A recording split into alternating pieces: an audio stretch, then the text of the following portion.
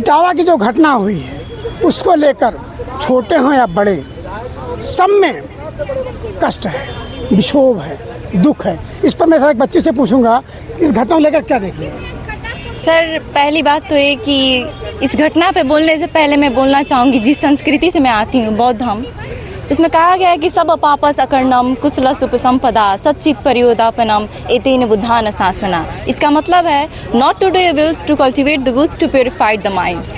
अगर जिस धर्म में हम हैं वो धर्म हमें बार बार अपमानित कर रहा है, बार बार हमें इंसल्ट करा रहा है, हमें नीचा दिखा रहा है, तो उस धर्म को हम छोड़ क्यों नहीं देते? कब तक हम मनुवादियों की बातों को झेलेंगे? क्या हमारे अंदर इतनी क्राइटेरिया नहीं है, हमारे अंदर इतनी एलिजिबिलिटी नहीं है, हमारे अंदर इतनी एबिलिटी कैपेसिटी नहीं है कि हम पढ़ लिख कर, चलिए दलित ओबीसी एससी एसटी ओबीसी पढ़ लिख कर आप कितना भी बड़े बन जाएं, आप मंदिर के पुजारी नहीं बन सकते? ये कहाँ का न्याय है? क्यों नहीं एक ऐसा एक्ट लाते हैं जिसमें शोषित दलित वंचित वर्ग के सभी समाज के लोग मंदिर के पुजारी बने, और एक ऐसा एक्ट लाएं जो चंदा मंदिरों में आता है, उस चंदा का एजुकेशन पे, हॉस्पिटल पे, लोगों के जनता के बीच खर्चा होना चाहिए, ना कि मंदिरों को बनाने में। मंदिर मिलने से क्या बनता है? हमारा तबीयत खराब होता है, हम हॉस्पिटल में जाते हैं। हमें पढ़ाई शिक्षा की जरूरत होती है, हम विद्यालय जाते हैं। जब हम विद्यालय से, बाबा साहब भीमराव अम्बेडकर ने कहा था education is the way to achieve your goal, education is the most powerful tools that you can use to choose the, Baba Saheb ने कहा था education is the way to cultivate the goods. That's why मैं कहना चाहूँगी कि बाबा साहब ने कहा था शिक्षा शेरनी का वो दूध है जो पिएगा वो दहाड़ेगा। इसीलिए हम कहना चाहेंगे एक बार आदरणीय, अभी तो हमारे बीच नहीं है, श्रद्धेय नेताजी ने उन्होंने एक कार्यक्रम कर रहा था कि ये लगभग बात बहुत वर्षों पहले की है, इटावा से लगभग 2 किलोमीटर दूर डॉक्टर बाबा साहब महाविद्यालय का शिलान्यास कर रहे थे। उस समय उन्होंने कहा था कि बाबा साहब किसी वर्ग विशेष के नेता नहीं है, वो एक महान राष्ट्रवादी नेता है जो कि भारत की एकता और अखंडता में उनका सहयोग रहा है। जब बाबा साहब के परिनिवार के बाद 34 वर्षों के बाद उन्हें हम सम्मानित करते हैं, आखिर क्यों?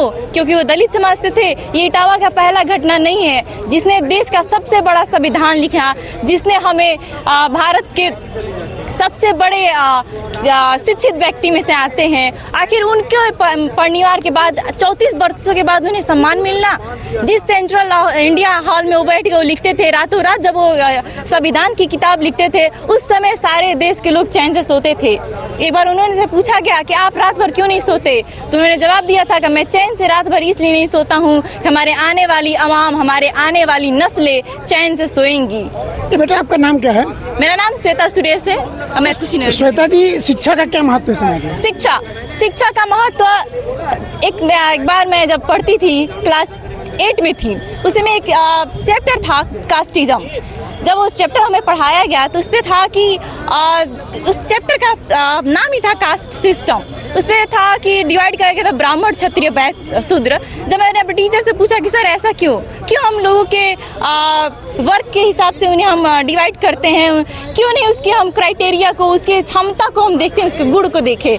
तो हम वो सर हमारे, चूँकि वो फॉरवर्ड कास्ट से आते थे, वो बुरा मान गए, बोले नहीं ये विधि का विधान है, ये हिस्ट्री में ऐसा ही लिखा है। क्यों नहीं हिस्ट्री में हमें पढ़ाया जाता है कि बाबा साहब ने हमारे लिए क्या किया? क्यों नहीं हिस्ट्री में बताया जाता है कि कैसे दलित शोषित वंचित के ऊपर पेशाब कर दिया जाता है, गले में हांडियां लटकाई जाती थी, पैर में जूते चप्पल पहनने की इजाजत नहीं थी, कमर में झाड़ियां बांधी जाती थी। किस लिए? क्योंकि हम पिछड़े वर्ग से आते हैं, दलित हैं, शोषित हैं, वंचित हैं, इसलिए।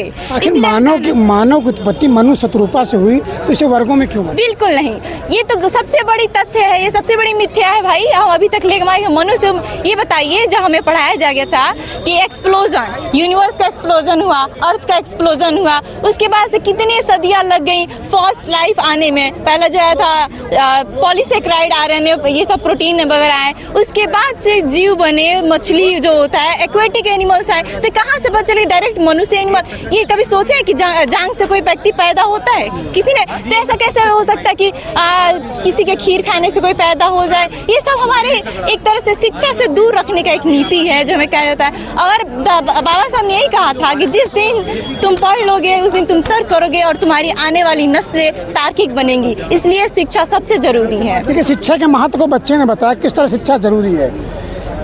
बहुत बड़ी बात बच्चे ने, लेकिन ये ज्ञान कहाँ से आया? शिक्षा से आया। इसीलिए समाज को शिक्षित होने की आवश्यकता है।